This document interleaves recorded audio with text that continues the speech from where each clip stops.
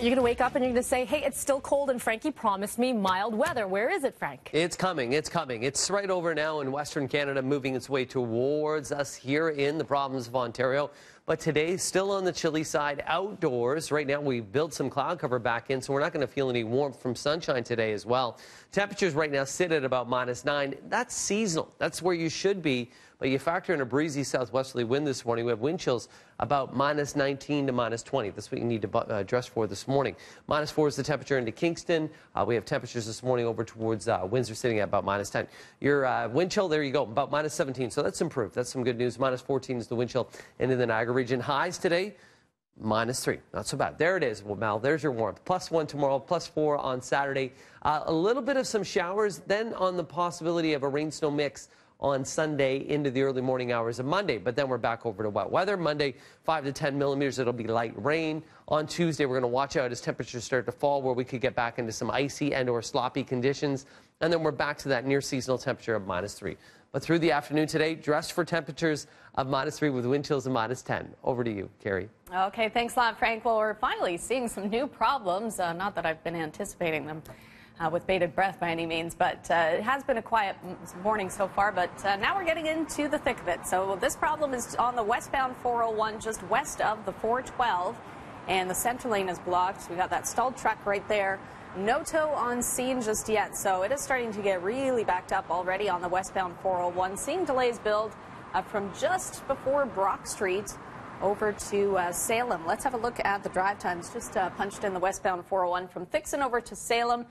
And we are looking at already almost a 20-minute drive to get through that stretch. So leave yourself some extra time if you are going to be heading through the Durham region. As I mentioned, no tow on the scene just yet. And it looks like it's going to need a heavy tow as well. There's a look at the southbound 410, filling in from Mayfield to Queen, but really not all that bad. And things are looking good as you leave the city on the westbound Gardiner. Not really spotting any delays just yet heading out of the city. Let's look at your drive so far this morning. I'll send it back to you, Tammy. A court appearance is expected later today for the suspect in connection to the death of a missing Hamilton woman. Police found the body of 29-year-old Holly Hamilton yesterday after she was reported missing by her family on Monday. An unidentified man has been arrested, but police haven't released any charges. Earlier in the investigation, police said they were looking for Hamilton's ex-boyfriend. Officials will be giving a detailed update on the case later today. Autopsies are to be done today on the bodies of an older couple found dead earlier yesterday morning in their Oakville home, but police insist they're not looking for any suspects. They were found inside a home on Summerhill Crescent in the Upper Middle Road and Joshua Creek area. Police were responding to a weapons call at the time, and then they eventually went inside the home where they found the bodies of 69-year-old Prem Singh and 70-year-old Jan Singh.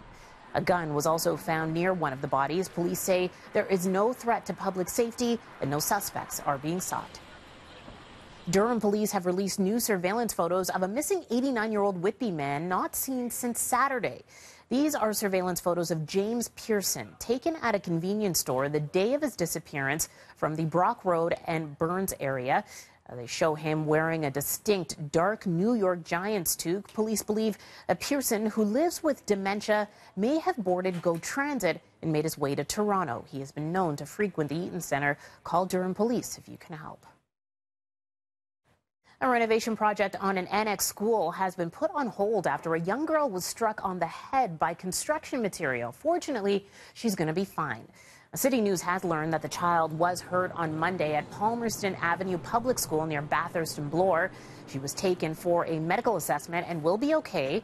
The scaffolding has been checked and is secure, but the TDSB isn't allowing the renovation of the building by the contractor to continue until they're assured that the work can be done safely.